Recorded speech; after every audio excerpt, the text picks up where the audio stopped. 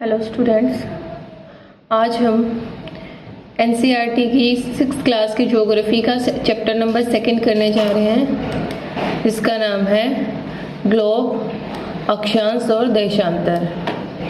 इस चैप्टर में मैंने पहले ही जो चीज़ इम्पोर्टेंट है उस पर निशान लगाया हुआ है, ताकि बिना टाइम वेस्ट किए हम वही चीज़ पढ़ सके जो एग्ज़ाम के पॉइंट ऑफ व्यू से इम्पोर्टेंट है। तो चलिए चैप्टर को शुरू करते हैं। जैसे कि हमने पहले पढ़ा था फर्स्ट चैप्टर में कि हमारी पृथ्वी गोलाकार नहीं है, कि जो इसके जो ध्रुव है, उत्तरी ध्रुव और दक्षिणी ध्रुव, यहाँ और यहाँ, ये ऊपर वाला हमारा उत्तरी ध्रुव होता है, नीचे वाला हमारा दक्षिणी ध्रुव होता है। आपको पता ही होगा हमारी जो पृथ्वी है वो 66.5 डिग्री के कोण पे ऐसे झुकी हुई है, सीधी नहीं है। इसीलिए जो ग्लोब होता है वो भी हमेशा टेढ़ा होता है। तो पृथ्वी जो अपने उत्तरी ध्रुव और दक्षिणी ध्रुव है वहाँ से थोड़ी सी चपटी है और बीच में से थोड़ी सी उभरी हुई है। इसीलिए पृथ्वी का जो आकार है उसको हम भूभाग कहते हैं। भूभाग मतलब पृथ्वी के जैसा, ठीक है। तो ये जो सामने आपको दिया है ये ग्लोब का चित्र है।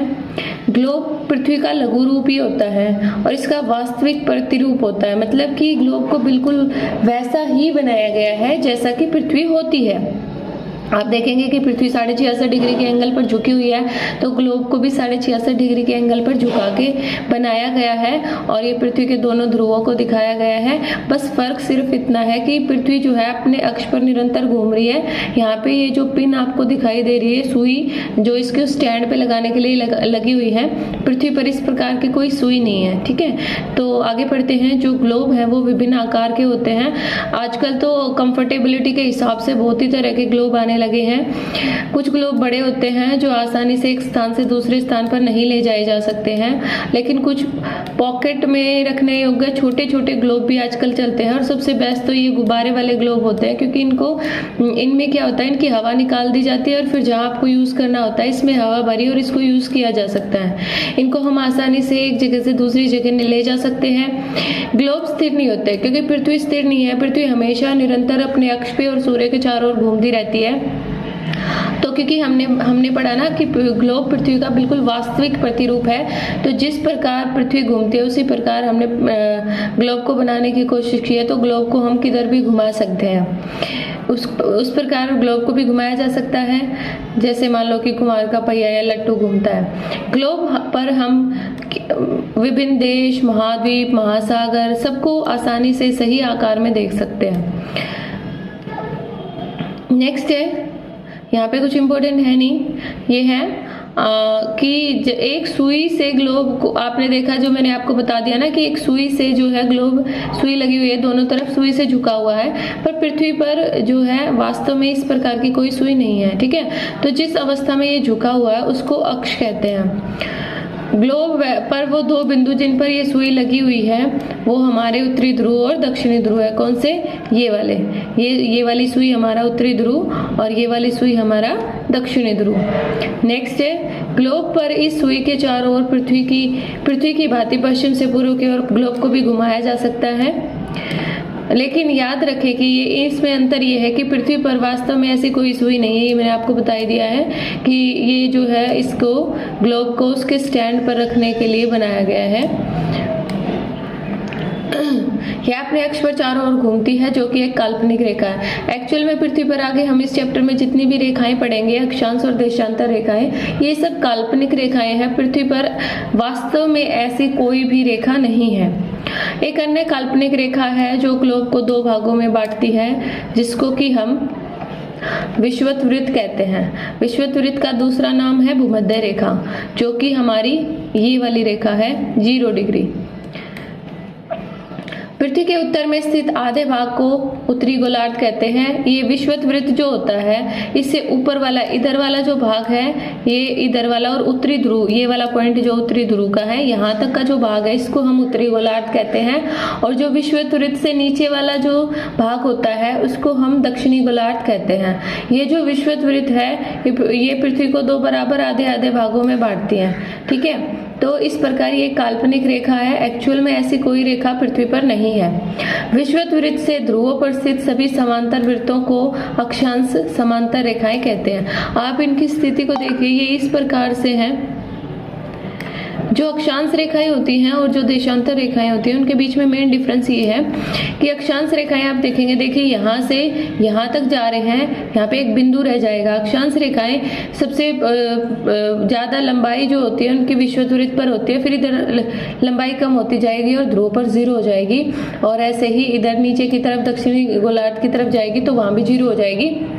लेकिन इनके बीच का जो गैप है वो हमेशा बराबर रहता है। आप इन दोनों के बीच का गैप देख सकते हैं, इन दोनों के बीच का गैप देख सकते हैं। अक्षांश के बीच का जो गैप होता है वो हमेशा बराबर रहता है, लेकिन इनकी जो लंबाई है वो घटती जाती है। जबकि हम देशांतर के बारे में पढ़ेंगे तो हम ये पढ़ेंगे कि देशांतर की लंबाई हमेशा बराबर रहती है, पर उनके बीच का जो गैप है वो कम होता है, ध्रुवों की तरफ जाने पर 0 हो जाता है और विषुवत वृत्त पर सबसे ज़्यादा होता है।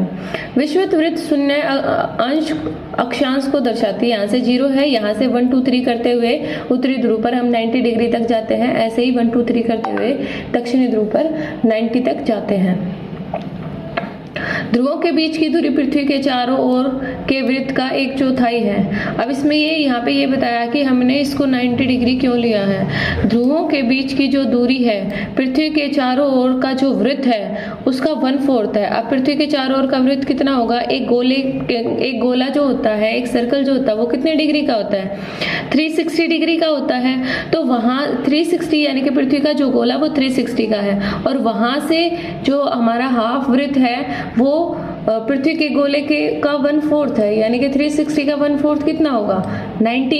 ठीक है, तो इसीलिए जो है पृथ्वी जो है भूमध्य रेखा से 90 डिग्री उत्तर ध्रुव को दर्शाता है और 90 डिग्री दक्षिणी अक्षांश को दर्शाता है, दक्षिणी ध्रुव को दर्शाता है। इसीलिए जो है हम 90 डिग्री लेते हैं, जबकि हम देशांतर रेखाओं में इसे 180 डिग्री लेते हैं। इस प्रकार विषुवत वृत्त के उत्तर की सभी समांतर रेखाओं को उत्तरी अक्षांश कहा जाता है, और दक्षिण में स्थित जो अक्षांश रेखाएं होती हैं उनको हम दक्षिणी अक्षांश कहते हैं। और इसको उत्तर वाले को ऊ से और दक्षिण वाले को द से लिखा जाता है, कंप्लीट नहीं लिखा जाता। अब आपको एक एग्जाम्पल के द्वारा समझाया है कि मान लीजिए जो हमारा महाराष्ट्र है वहाँ पे एक जगह है चंद्रपुर, और ब्राजील दक्षिण अमेरिका में एक जगह है बेलो होरिजोंटे। ये दोनों ही 20 डिग्री अक्षांश पर स्थित है, पर फर्क सिर्फ इतना है कि चंद्रपुर जो है वो 20 डिग्री उत्तरी अक्षांश पर स्थित है, जबकि बेलो होरिजोंटे जो है वो दक्षिणी अक्षांश के 20 डिग्री पर स्थित है। एक उत्तरी वाले पर है, एक दक्षिणी अक्षांश के ऊपर स्थित है। अब यहाँ पे कुछ और इम्पोर्टेंट रेखाएं हैं जिनको हम देखेंगे। 3 इम्पोर्टेंट तो हमने देख ली। एक ये 0 डिग्री वाली जिसको हम विषुवत वृत्त या भूमध्य रेखा कहते हैं, एक 90 डिग्री पर हमारा उत्तरी ध्रुव होता है, एक 90 डिग्री पर हमारा दक्षिणी ध्रुव होता है। उसके अलावा उत्तरी गोलार्ध में 23.5 डिग्री पर एक रेखा होती है जिसको हम कर्क रेखा कहते हैं, और 23.5 डिग्री पर ही दक्षिणी गोलार्ध में एक रेखा होती है जिसको हम मकर रेखा कहते हैं। इसके अलावा 2 रेखाएं और हैं, 66.5 डिग्री उत्तर में और 66.5 डिग्री दक्षिण में। तो ये जो 66.5 डिग्री उत्तर में होती है इसको उत्तरी ध्रुव वृत्त कहते हैं, और ये जो 66.5 डिग्री दक्षिण में होती है इसको दक्षिणी ध्रुव वृत्त कहते हैं। ये हमारी इंपॉर्टेंट अक्षांश रेखाएं हैं, हमें सिर्फ यही याद रखनी होती हैं। बाकी सिर्फ ये याद रखना होता है कि अक्षांश रेखाओं की टोटल जो अक्षांश रेखाएं टोटल कितनी होती हैं, 180 होती हैं। 90 अक्षांश रेखाएं उत्तरी ध्रुव में और 90 अक्षांश रेखाएं दक्षिणी ध्रुव में। इनको हम 90 क्यों लेते हैं, क्योंकि जो ये लंबाई है हमारी 0 डिग्री भूमध्य रेखा से उत्तरी ध्रुव तक, ये पृथ्वी का जो गोला है 360 का उसका 1/4 होती है, इसलिए हमने इसको 90 लिया है। और ये इस पर प्रमुख जो है अक्षांश रेखाएं जिनको हम याद रखेंगे। तो यहाँ पे बस इन्हीं को बताया है कि जो इम्पोर्टेंट अक्षांश कौन सी है। विषुवत वृत्त 0 डिग्री, उत्तरी ध्रुव 90 डिग्री उत्तर में, दक्षिणी ध्रुव 90 डिग्री दक्षिण में, और उसके अलावा ये वाली जो रेखाएं हैं ये भी होती हैं। उत्तरी गोलार्ध में कर्क रेखा 23.5 डिग्री पर, दक्षिणी गोलार्ध में मकर रेखा 23.5 डिग्री दक्षिणी में, विषुवत वृत्त के 66.5 डिग्री में उत्तर ध्रुव वृत्त, और दक्षिण में 66.5 डिग्री पर दक्षिण ध्रुव वृत्त। नेक्स्ट है ताप कटिबंध। अब हम समझेंगे कि ताप कटिबंध क्या होता है। एक बार फिर से आप इस फोटो को देखिए।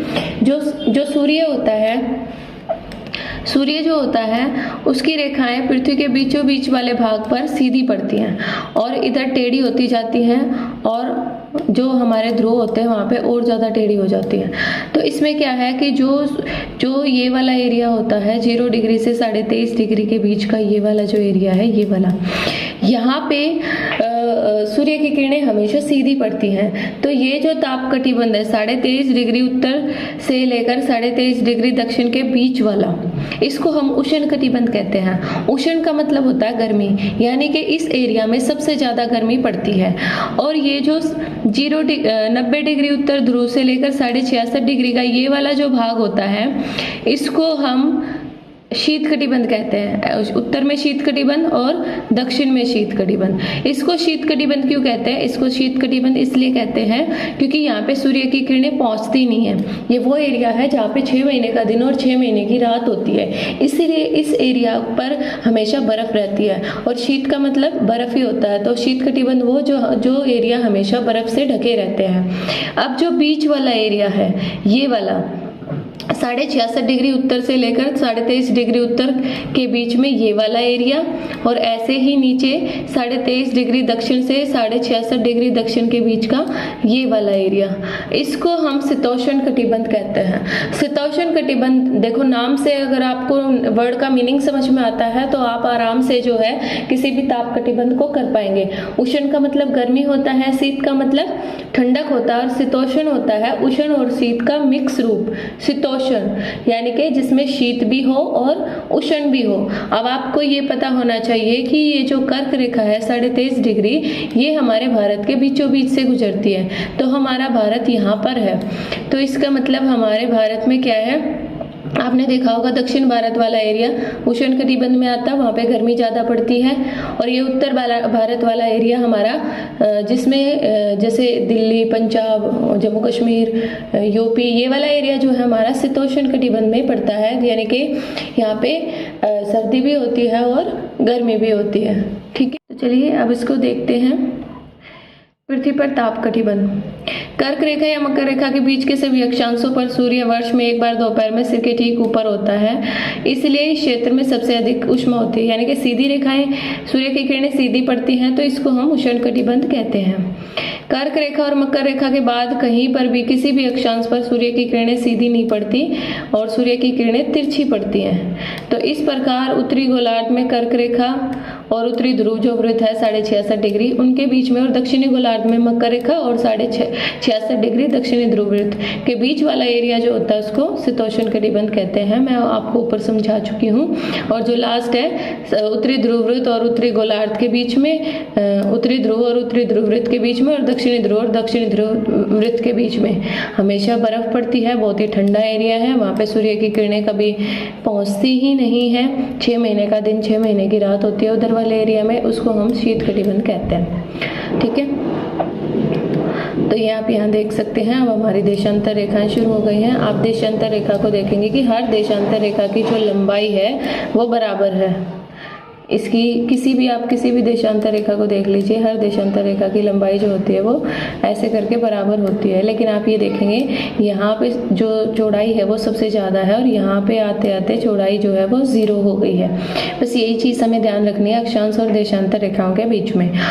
देशांतर जो है 360 होते हैं और अक्षांश जो है टोटल 180 होती हैं। देशांतर की लंबाई बराबर होती है, लेकिन इनके बीच की डिस्टेंस ध्रुवों पर कम होती जाती है और ध्रुवों पर 0 हो जाती है।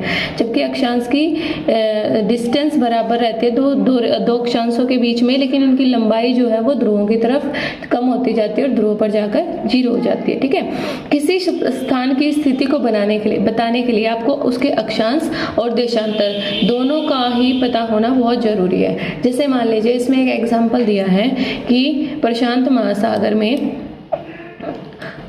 महासागर में टोंगा द्वीप है और हिंद महासागर में मॉरिशस है। ये दोनों ही 20 डिग्री दक्षिण अक्षांश पर स्थित है इस वाले एरिया में, लेकिन इनकी सही स्थिति पर पता करने के लिए हमें ये भी पता होना चाहिए कि ये 20 डिग्री दक्षिण अक्षांश में पूर्वी देशांतर पर है या पश्चिमी देशांतर पर है। ठीक है। अगर पूर्वी देशांतर और पश्चिमी देशांतर पर है तो टोटल इनके बीच में 180 डिग्री का डिफरेंस आ जाएगा। उनके बीच की जो दूरी को देशांतर के अंशों में मापा जाता है, यानी कि पहले हमें पता होना चाहिए प्रत्येक अंश को मिनट में और मिनट को सेकंड में विभाजित किया जाता है जब हम टाइम का पता करते हैं कि किसी देश में क्या टाइम चल रहा है उसके लिए। ये अर्धवृत्त हैं, जैसे मान लीजिए हमने अक्षांश में पढ़ा था ना कि उत्तरी गोलार्ध और दक्षिणी गोलार्ध, ऐसे ही हम जो देशांतर रेखाओं में पढ़ते हैं तो पूर्वी गोलार्ध और पश्चिमी गोलार्ध पढ़ते हैं। तो देशांतर रेखाओं में भी पृथ्वी को 2 अर्धवृत्तों में बांट लिया जाता है और उनके ध्रुवों पर उनके बीच की दूरी ध्रुवों की तरफ बढ़ने पर घट जाती है और ध्रुवों पर 0 हो जाती है। ध्रुवों पर जाकर सभी जो है देशांतर रेखाएं आपस में एक दूसरे के साथ मिल जाती हैं। अक्षांश समांतर रेखाओं वाली सभी देशांतरी यामियोत्तरों की लंबाई समान होती है, मैं आपको बता चुकी हूँ, इसलिए इन्हें सिर्फ मुख्य संख्याओं में व्यक्त करना कठिन था। तब सभी देशों ने निश्चय किया कि ग्रीनिच एक जगह है ब्रिटेन में, लंदन में, ठीक है। तो ब्रिटिश राजकीय वेधशाला है ग्रीनिच में। इस यामियोत्तर को हम प्रमुख यामियोत्तर कहते हैं, जो कि 0 डिग्री, हम इसको मानते हैं 0 डिग्री देशांतर। इससे पूर्व में 180 डिग्री होती है और पश्चिम में 180 डिग्री होती है। टोटल कितनी होती है? 360 होती है। तो ये भी 180 डिग्री यामियोत्तर मिलकर पृथ्वी को 2 समान भागों में पूर्वी गोलार्ध और पश्चिमी गोलार्ध, और अक्षांश रेखाओं में क्या था? उत्तरी गोलार्ध और दक्षिणी गोलार्ध में बांटते हैं।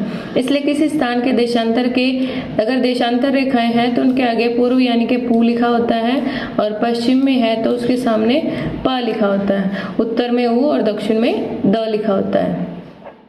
यहाँ ये एक रोचक बात है कि जो हमारी 180 डिग्री पूर्व और 180 डिग्री पश्चिमी यामियोत्तर है, दोनों एक ही रेखा पर स्थित है, ठीक है। अब है नेक्स्ट कि ये जो रेखाएं इस तरीके से एक जाल बना रही हैं, इधर अक्षांश रेखाएं हैं, इधर देशांतर रेखाएं, तो ये एक जाल सा बना हुआ आपको दिख रहा है। तो इस जाल को हम क्या कहते हैं? ग्रिड कहते हैं। ये क्वेश्चन अक्सर पूछ लिया जाता है, आपको पता होना चाहिए कि अक्षांश और देशांतर रेखाओं के जाल को क्या कहते हैं, तो उसको हम ग्रिड कहते हैं, ठीक है। नेक्स्ट है, यहाँ पे फिर एक एग्जांपल से बताया है कि मान लीजिए भारत में जो असम राज्य है वहाँ पे जगह है डुबरी। ये 26 डिग्री उत्तर अक्षांश पर स्थित है और 90 डिग्री पूर्व देशांतर पर स्थित है, ठीक है। तो अब इस बिंदु को देखें जहाँ ये दोनों रेखाएं एक दूसरे को काट रही हैं, यह बिंदु डुबरी की सही स्थिति बताएगा। यानी कि अगर आपको किसी स्थान का पता करना है कि वो स्थान कहाँ पर है या वहाँ पे कौन सा समय चल रहा होगा, तो आपको उस स्थान का अक्षांश और देशांतरीय विस्तार जरूर से जरूर पता होना चाहिए। ये जस्ट एक एक्टिविटी है, इसमें कुछ है नहीं इम्पोर्टेंट। नेक्स्ट टॉपिक हमारा है देशांतर और समय। समय को मापने का सबसे अच्छा साधन पृथ्वी, चंद्रमा और ग्रहों की स्थिति और उनकी गति है। सूर्य प्रतिदिन उदय होता है, अस्त होता है, और सारे विश्व में ये दिखाई तो देता ही है, ठीक है। तो इसमें हम सूर्य की के साथ जो अपनी परछाई बनती है उससे अपना समय का अनुमान लगा लेते हैं। दोपहर में परछाई सबसे छोटी होती है, सूर्योदय और सूर्य अस्त के समय सबसे बड़ी होती है। ग्रीनिच वो जगह है जहाँ से सभी का मानक समय लिया गया है। ग्रीनिच में जिस समय सूर्य आकाश के सबसे ऊंचे बिंदु पर होगा उस समय यामियोत्तर पर स्थित सभी स्थानों पर दोपहर होगी। पृथ्वी पश्चिम से पूर्व की ओर चक्कर लगाती है, ये तो आप सबको पता ही है। सिर्फ 2 ग्रह ऐसे हैं जो पूर्व से पश्चिम की ओर चक्कर लगाते हैं, और बाकी सभी ग्रह ऐसे हैं जो पश्चिम से पूर्व की ओर चक्कर लगाते हैं। अगर आपको पता है तो वो 2 ग्रह मुझे कमेंट करके बताएं कि कौन से 2 ग्रह हैं जो पूर्व से पश्चिम की ओर चक्कर लगाते हैं, ठीक है। तो जिस समय अतः वे स्थान जो ग्रीनिच के पूर्व में है उस समय ग्रीनिच समय से आगे है, मतलब जो ग्रीनिच है उससे पूर्व में जितने भी स्थान होंगे वो उनका समय आगे होगा, और ग्रीनिच के पश्चिम में जो स्थान होंगे उनका समय पीछे होगा। तो पूर्व और पश्चिम अगर किसी देश के अक्षांश देशांतर के साथ पूर्व पश्चिम लगा हुआ है तो आप उससे अंदाजा लगा लेंगे कि इस जगह का स्थान ग्रीनिच की जो ब्रिटेन का जो स्थान जो जगह है जहाँ से देशांतर का मानक समय लिया गया है उससे ज़्यादा होगा, ये उससे आगे होगा या उससे पीछे होगा। क्योंकि पृथ्वी अपना एक चक्कर 24 घंटे में लगाती है, 24 घंटे में 360 डिग्री पर वो घूम जाती है, तो आप इसका टाइम निकालेंगे तो 1 घंटे में 15 डिग्री घूमती है और 4 मिनट में 1 डिग्री घूम जाती है। ठीक है, तो इस प्रकार से जो है आप किसी के देशांतरीय विस्तार से ये पता लगा सकते हैं कि उसका टाइम कितना आगे और कितना पीछे होगा। ठीक है, तो जिस समय ग्रीनिच में दोपहर के 12 बजे होते हैं उस समय 180 डिग्री पर मध्य रात्रि होती है। किसी भी स्थान पर जब सूर्य आकाश में अपने उच्चतम बिंदु पर होता है तो दोपहर में उस घड़ी में 12 बजते हैं और इसमें कुछ है नहीं ऐसा। नेक्स्ट है, हम मानक समय क्यों मानते हैं, मतलब कोई हमें दिखा है कि मानक समय क्या होता है और हम मानक समय क्यों लेते हैं। ठीक है, तो इसमें आप ये देखिए कि जो भारत है इसका जो अक्षांशीय विस्तार है वो 68 डिग्री एग्जैक्ट नहीं दे रखा है यहाँ पे, वैसे 68 डिग्री 7 मिनट होता है। 68 डिग्री 7 मिनट से 97 डिग्री 25 मिनट तक हमारा देशांतरीय विस्तार है। अब भारत का जो मानक समय है वो ये वाला है 82.5 डिग्री उत्तर पूर्व, क्योंकि भारत उत्तरी गोलार्ध में और पूर्वी गोलार्ध में है, उत्तर पूर्व गोलार्ध में है भारत। तो भारत की जो भी अक्षांशीय है देशांतरीय विस्तार है उनमें उत्तर या पूर्व ही लिखा होगा। तो हमने इसको 82.5 डिग्री क्यों माना, जब मैंने आपको बताया कि एक 4 मिनट में पृथ्वी 1 डिग्री घूमती है, तो आप यहाँ से और यहाँ का डिफरेंस देख सकते हैं। 30 डिग्री का डिफरेंस है यहाँ पे, तो 30 डिग्री के डिफरेंस को कवर करने में पृथ्वी को 2 घंटे का टाइम लगता है। मतलब जब यहाँ पे अगर मान लीजिए गुजरात में सूर्योदय अगर सुबह 5 बजे हो रहा है तो अरुणाचल प्रदेश में सूर्योदय सुबह 3 बजे हो चुका होगा, और ऐसे ही सूर्यास्त के टाइम में भी 2 घंटे का डिफरेंस है। अब यहाँ का समय लिया जाए कि यहाँ का समय लिया जाए, तो भारत में, क्योंकि भारत में वैसे तो भारत का विस्तार इतना ज़्यादा है कि भारत में 3 मानक समय निश्चित होने चाहिए, लेकिन क्योंकि भारत के लोग इतने ज़्यादा पढ़े लिखे नहीं थे तो उस सिचुएशन को समझते हुए भारत में सिर्फ एक ही मानक समय लिया गया है कि 1 घंटा इधर से और 1 घंटा इधर से। तो इस वाली रेखा को, बीचों बीच वाली रेखा जो हमारे उत्तर प्रदेश में मिर्जापुर से गुजरती है, उसको भारत का मानक समय मान लिया गया है। जबकि अगर हम विदेशों की बात करें, रूस, अमेरिका, चाइना, वहाँ पे कई सारे मानक समय लिए गए हैं। क्यों? क्योंकि हमने जो पृथ्वी है उसको हमने टोटल 24 घंटे में हर 1 घंटे पर 1 मानक समय माना है। तो जिसके जैसे मान लीजिए 15 डिग्री पर 1 घंटा होता है, तो 15 डिग्री पर 1 अमानक समय हो जाता है। तो जिस देश का जितना ज़्यादा देशांतरीय विस्तार है उसके उतने ही ज़्यादा मानक समय हैं। तो भारत में 82.5 डिग्री को मानक याम्योत्तर माना गया है। ठीक है, ऐसा जैसे अब आपसे कोई क्वेश्चन पूछे कि अगर भारत में सुबह 7:30 बजे हैं तो लंदन में क्या समय होगा, तो आप उसके यह विस्तार से देख सकते हैं कि ग्रीनिच को हमने 0 डिग्री माना है। 0 डिग्री से 82.5 डिग्री को आप 4 मिनट से मल्टीप्लाई कर दीजिए तो आपका टोटल मिनट आ जाएंगी। तो आप बता सकते हैं कि भारत का समय जो है वो कितना आगे होगा, क्योंकि इसमें पूर्व लिखा हुआ है, अगर पश्चिम होता तो उतना ही पीछे होता। तो भारत का समय ब्रिटेन के समय से 5.5 घंटे आगे है। इस प्रकार आप अगर आपको किसी भी देश का मानक समय पता है वो कितने डिग्री देशांतर पर है, तो आप उसे जो है ये बता सकते हैं कि वो ब्रिटेन से के जो मानक समय है ग्रीनिच उससे कितना आगे होगा या कितना पीछे होगा। जैसे कि मान लो यहाँ रूस में दे रखा कि रूस में 11 मानक समय है, क्योंकि रूस जो है दुनिया का सबसे बड़ा देश है। रूस इतना बड़ा है कि ये जो है न सिर्फ एशिया महाद्वीप में बल्कि इसका कुछ भाग यूरोप महाद्वीप में भी फैला हुआ है। रूस के एक हिस्से में जब दिन होता है दूसरे हिस्से में रात होती है। ठीक है, क्योंकि 11 मानक समय का मतलब हो गया 11 घंटे। तो 11 घंटे बहुत ज़्यादा हो जाते हैं। एक कोने में दिन होता है और एक कोने में रात होती है। ठीक है, क्योंकि 1 घंटे को हम 15 डिग्री देशांतर में मापते हैं। तो वीडियो आपको कैसी लगी कमेंट करके बताएं, और इस तरह की वीडियो के लिए आप चैनल को सब्सक्राइब कर दें ताकि जैसे ही वीडियो डले आपको मिलती रहे। Thank you.